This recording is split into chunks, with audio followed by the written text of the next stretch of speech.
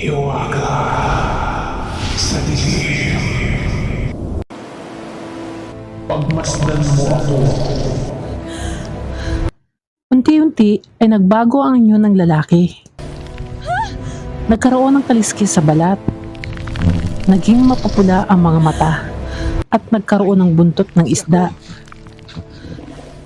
Isa akong syukoy na matagal nang sumusubaybay at pag-ibig sa iyo. Alam ko ang problema ng pamilya mo. Magandang araw. Hanggang saan ka aabot para lang makaahon sa kahirapan? Paano kung ang kapalit nito ay isang tao? Si Jessica ay isang simpleng dalaga na nakatira sa tabing dagat. Araw-araw ay nangingisda sila ng kanyang ama. Ngunit kulang pa rin ang kinikita nila para mabuhay ng maayos. Minsan isang gabi, habang mahimbing siyang natutulog, ay may naamoy siyang parang malansang isda. Napapalikwas siya, ngunit may tila isang mabilis na anyong tumakbo sa karagatan.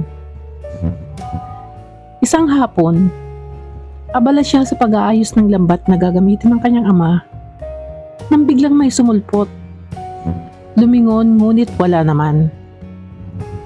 Inulit nito ang pagsipol at nanindig ang balahibo niya. Isang syukoy. Isang syukoy na makisig tingnan. Parang hindi siya pangkaraniwang syukoy. Paulit-ulit siyang sumisipol na animoy isang awit. Parang unti-unting nawawala sa sarili si Jessica. At nang lapitan ito ng syukoy, hindi siya makakilos. Animo isa siyang estatwa na naparalisa. Hinawakan niya ang kamay ni Jessica at unti-unti ay hinalikan niya ito sa noo at niyakap. Biglang sumigaw ang kanyang ina. Jessica, ano ba ang ginagawa mo? At kanina ka pa nakatayo dyan? Hinihintay na ng tatay mo ang gagamiting lambat. Nakita niyo po siya, inay? Ang syukoy. May lumapit sa aking syukoy. Ay nako, nananaginip ka na naman ng gising, iha. Nang gabing iyon na pumalaot ang ama niya sa dagat, ay umuwi itong walang huli at hindi nila alam kung paano nangyari iyon. Marami na silang utang na hindi nababayaran. Kaya't nagpasya na si Jessica na lumuwas ito sa bayan upang maghanap ng trabaho. Ngunit bigo pa rin siya hanggang sa may nakita siyang nakapaskil sa isang bar na nadaanan niya. Wanted, agogo dancer. Pwede kaya ako dito? Bahala na. Susubukan ko kung kaya ko. Noong nag-aaral pa siya, ay mahilig na siyang magsayaw at sumasali sa mga kontes sa baryo. Palibasa ay hindi siya lumalabas ng bahay. Kaya't ang akala niya ay ganun lang na basta na lang magsasayaw. Kinilati siya ng lalaking may-ari ng club at napangiting tumangu-tangu ito, sabay sabing, "Tanggap ka na, pwede ka lang magsimula mamayang gabi." Ngunit ng gabing iyon, ay nabigla siya sa mga nakita pagpasok niya sa loob. May mga babaeng maiiksi ang suot. May mga lalaking nakaupo sa mesa at umiinom. At may babaeng nagsasayaw sa maharip na tugtog. Maya-maya ay may umalingaw-ngaw na malaking boses. O ito ang isusuot mo. Gayahin mo lang siya. Parang gustong umatras ni Jessica at anyong tatakbong palabas, ngunit pinigilan siya ng mga lalaking malalaki ang katawan. At sinabing hindi na siya makakalabas dahil may pinirmahan na siyang kontrata.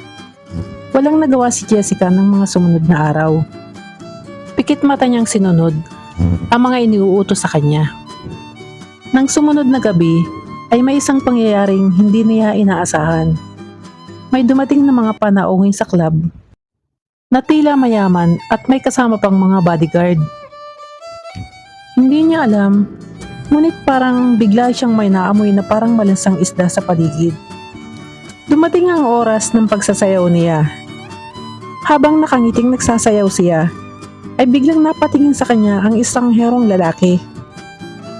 Nakasimangot ito at tila galit. Kinabahan siya, ngunit hindi siya nagpahalata. Nasa kalagitnaan na siya ng pagsasayaw, nang bigla itong tumayo at sumigaw. Tumingin siya sa may-ari ng club. Kung hindi niyo siya palalagay, ay parurusahan sa kayo.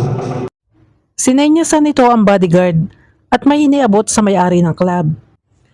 Isang maleta na punong-puno ng pera ang inibot nito sa may-ari ng club. Lumapit ang lalaki kay Jessica at may ibinulong. Ilang araw na kitang hinahanap. Makakauwi ka na. Bukas ng gabi ay magkita tayo sa dalampasigan.